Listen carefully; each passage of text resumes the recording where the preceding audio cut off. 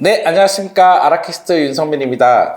최근에 네이버 마케팅이 노출되는 로직이 한 번 더 변경이 되었습니다. 이제 저희가 마케팅 팀들 미팅을 하다 보면은 이제 노출이 되다가 갑자기 노출이 이제 안 되는 경우들이 발생을 해요. 그럴 때는 이제 마케팅 네이버 노출 로직이 변경이 되는 거죠. 그래서 변경 로직이 이제 몇 번 바뀌었잖아요. 근데 이번에 이제 네이버에서 본질적으로 추진하는 그림들을 보면서 제가 그 얘기를 좀 해볼까 해요. 네이버가 사실 지금 가장 네이버한테 경쟁 상대가 누굴까요? 네이버의 가장 큰 경쟁 상대는 제가 볼 때 두 개가 있어요. 그 두 개가 누굴까요? 네, 바로 우리가 알고 있는 챗GPT, AI의 챗GPT죠. 그리고 두 번째는 저는 유튜브. 두 가지라고 생각을 합니다. 제가 초반에 이 두 가지를 얘기했기 때문에 마케팅이 어떻게 갈지에 대한 근본적인 얘기를 먼저 좀 얘기를 말씀드려 볼게요. 네이버가 왜 두 개를 경쟁 상대라고 가장 큰 경쟁 상대라고 생각할까? 그 얘기는 뭐예요? 앞으로 마케팅의 전체적인 판도가 두 가지로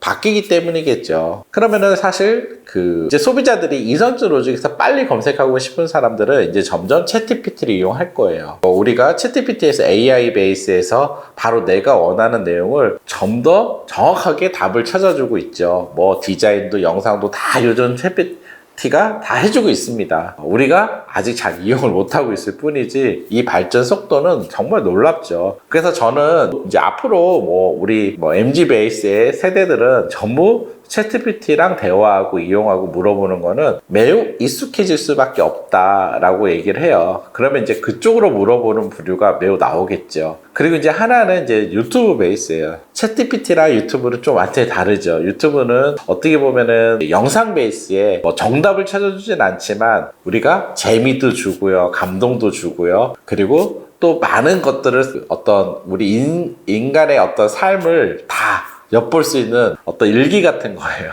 그렇기 때문에 지식만 얻는 게 아니라 지식 플러스 많은 요소들이 있죠. 그거를 챗GPT가 주기는 어려울 거 아니에요. 그렇기 때문에 소비자들의 어떤 이용 형태가 크게 두 가지로 저는 변할 거고, 앞으로 10년 정도의 마케팅 판은 이 두 가지로 갈 거라고 생각을 합니다. 그럼 이제 네이버 입장에서 한번 생각해 볼게요. 네이버 입장에서는 이 두 가지 판에서 이제 당장 자기네가 네이버가 딱 따라갈 수 있는 요소들은 뭐가 있을까요? 바로 챗GPT죠. 그래서 네이버가 Q라고 이제 단독 AI 부분을 이번에 만들어낸 거예요. 이제 만들어내서 경쟁을 해야 되잖아요. 만들어내다 보니까 이제 뭔가 더 경쟁력을 가져야 되는 거예요. 그래서 이 전반적인 네이버의 변화가 이루어졌다. 이걸 이해하시고 네이버를 바라보면요, 이제 무엇을 우리가 어떻게 할지를 더 근본적으로 생각해 볼 수 있어요. 일단 한번 생각해 볼게요. 일단 네이버 AI가 Q라는 이름으로 이제 만들어지잖아요. 이제 검색과 우리가 좀 다르죠. 왜냐면 우리가 검색이라고 하면은 우리가 알고 싶은 걸 검색했을 때 쭉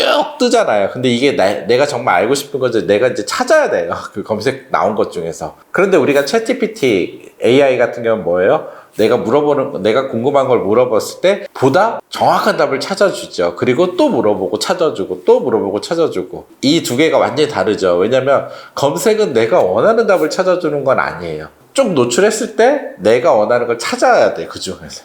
근데 AI는 내가 원하는 걸 바로 찾아준다는 거죠. 그럼 당연히 소비자 입장에서 뭐가 좋죠? 당연히 내가 원하는 걸 바로 찾아주는 게 좋죠. 그러다 보니까 네이버도 결국 Q라는 걸 도입해서 가고자 하는 방향은 뭘까요? 소비자가 원하는 질문이라든지 그 소비자 패턴을 통해서 보다 원하는 답을 정확히 찾아주는 거를 앞으로 만들어가는 게 네이버가 가야 될 방향이겠죠. 이거를 이해하는 상태에서 이제 보시면 돼요. 그러다 보니까 네이버가 이번에 Q를 도입하면서 우리가 뷰탭이라고 사실 블로그랑 카페를 합쳐놨잖아요.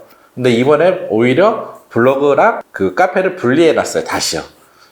그리고 이제 스마트 블록이라고 해서 좀 더 소비자가 원하는 핵심 키워드를 찾아줄 수 있는 어떤 로직을 만들어 놨어요. 그러다 보니까 이제 네이버가 원하는 거는 결국은 뭐예요? 소비자가 원하는 좀 더 핵심 키워드, 그 사람이 원하는 게 정말 뭘까에 대한 정답을 더 빨리 찾아줘야 되잖아요. 그러지 않으면은 네이버를 이용할 이유가 없죠. 점점 우리가 챗GPT만 이용하겠죠. 그러다 보니까 네이버 입장에서도 어떻게 소비자가 원하는 답을 보다 정확하게 찾아주고 점점 검색 베이스에서가 아닌 Q를 통해서 AI 베이스로 만들어 갈 거냐가 네이버 입장에서 가장 중요한 하나의 솔루션일 겁니다. 앞으로 이 방향으로 계속 네이버는 진화할 거예요. 그러다 보니까 이제 여기서 우리가 생각해야 되는 거는 좀 더 세부적인 키워드죠. 그리고 전문성이죠. 이게 네이버 입장에서는 매우 중요하다는 거예요. 왜냐면 웬만한 마케팅 회사들이 네이버 마케팅을 하다 보니까 전문성이 아니거나 또 어떻게 보면은 막 광고성 이런 것들이 막 산재돼 있잖아요. 소비자들이 이제 그게 싫어서 결국 우리가 챗GPT를 이용하게 돼 있단 말이에요. 그럼 네이버 입장에서는 어쩔 수 없이 왜 뭐 키워드 갖고 어쩔 수 없다고 하지만 나머지 부분은 정말 그 사람이 원하는 답을 찾아주려고 할 수밖에 없어요. 그러면 네이버 입장에서는 그 많은 컨텐츠 중에서 어떤 거를 솔팅해서 그 소비자한테 줄까요? 그거는 제가 볼 때 딱 두 가지예요. 하나는 그 전문성이랑 전문성이 있는 것들을 무조건 찾을 거예요. 그래서 여러분들 글이 이제 만들어가는 컨텐츠 부분들이 전문성이 결여되면은 노출 빈도가 줄어들게 돼 있을 겁니다. 그리고 두 번째가 연관성이 좀 더 디테일해져야 된다는 거예요. 그래서 좀 더 여러분들이 글을 쓸 때 세부 키워드 베이스가 중요해요. 그래서 뭐 안가도 단순하게 그냥 라식 수술 이런 것보다 라식도 이제 세부 키워드를 나눌 수 있잖아요. 뭐 라식 수술의 부작용, 라식 수술의 뭐 가격 비교, 라식 수술의 또 무슨 라식 수술 기기마다 다르잖아요. 뭐 20대 라식 수술에 효과 있는가, 10대는 라식 수술이 가능한가 이런 식으로 좀 더 세부 키워드 를 잡아주면은 소비자들이 그 질문에 더 물어봤을 때 더 적합하겠죠. 그런 글을 네이버는 연관성 있게 더 노출시켜야 되겠죠. 그게 바로 이제 스마트 블록이랑 큐가 해야 될 일이에요. 그래서 여러분들이 이제 네이버 로직이 바뀌는 부분에 대해서 너무 걱정하지 마시고요. 이제 결국 제가 말씀드렸잖아요. 마케팅의 방향은 이제 두 방향으로 저는 갈 것 같은데 이건 제 의견입니다. 그리고 네이버 또한 가야 될 방향은 명확해요. 그렇기 때문에 여러분들이 글을 쓰거나 노출을 하거나 만들어가는 방향도 좀 더 전문적이고 그리고 세부적까지 나갈 수 있는 세부 키워드까지 나갈 수 있는 베이스의 컨텐츠를 만들어 나가는 게 매우 중요하다라고 생각합니다. 그리고 플러스로 네이버가 이제 손을 못 대는 한 영역이 있다면은 이제 유튜브 영역입니다. 유튜브 영역은 앞으로 한 마케팅 축으로 챗GPT가 만들어지지 못하는 한 축으로 저는 유튜브 베이스가 갈 거라고 생각을 해요. 그래서 그 부분에 대한 고민도 많이 해보실 필요가 있을 것 같습니다. 네, 오늘 제가 마케팅이 또 변하다 보니까 갑자기 노출이 안 되기도 하고 뭐 이런 문제들이